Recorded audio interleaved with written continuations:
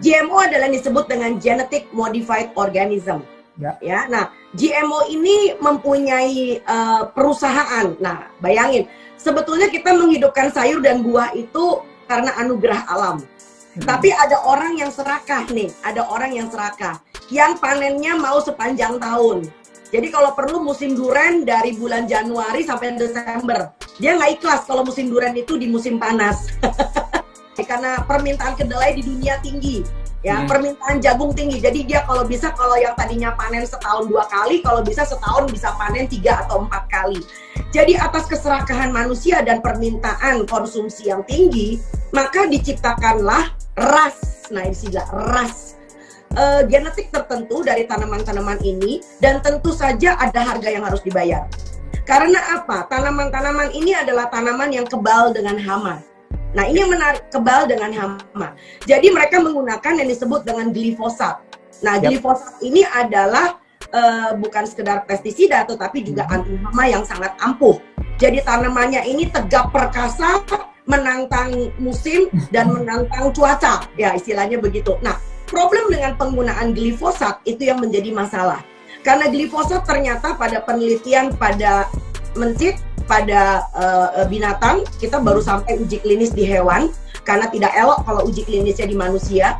Pada uji klinis pada hewan, lalu ternyata ini akan mengganggu, istilah kita, disrupsi hormon. Nah, setelah hormonnya terganggu, lalu pada keturunan yang kesekian, ketiga atau keturunan yang keempat, itu justru menyebabkan kemandulan. Karena ini kan perlu ada akumulasi. Perlu ada akumulasi. Jadi zat itu perlu ada akumulasi untuk bisa memberikan efek bagi manusia. Nah, itu sebabnya kenapa di negara-negara maju, maka atau kejujuran dari pertanian, pihak pemerintah itu memberikan stiker-stiker tertentu. Jadi itu sebabnya kenapa produk-produk yang masih dihasilkan dengan cara konvensional itu kita sebut dengan produk non-GMO. Kadang-kadang produk non-GMO memang akhirnya bisa lebih mahal. Karena apa? Karena tergantung musim. Dan biasanya juga tidak mungkin jumlahnya sebanyak permintaan. Karena ya alam itu memang ada limitasinya. Nggak bisa di-push, nggak bisa digaspol. Gitu kan? Nah, ya, tapi saya rasa Anda tidak perlu khawatir dengan Indonesia. Walaupun ya industrinya udah mulai masuk nih ke Indonesia. Saya tahu banget. Oke, karena apa? Karena tanah kita masih cukup kaya. Ya, jadi tanah pertanian kita, aku berani jamin itu masih bisa menghasilkan produk di mana masyarakat kita semua bisa kebagian makan.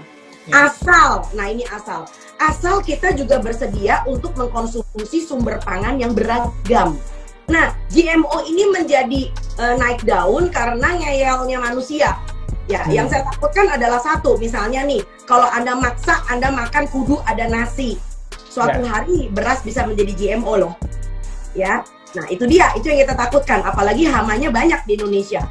Jadi kalau beras sudah diproduksi dengan cara GMO, maka Anda punya masalah nanti. Jadi makanlah makanan yang beragam. Kita nggak harus punya beras, kita bisa punya ubi, punya singkong, punya kentang, punya jagung. Bahkan di Indonesia makin ke timur itu sumber pangan umbi-umbiannya tuh makin cakep, makin bagus banget gitu loh Mas. Jadi barangkali itu masukan saya tentang masalah GMO.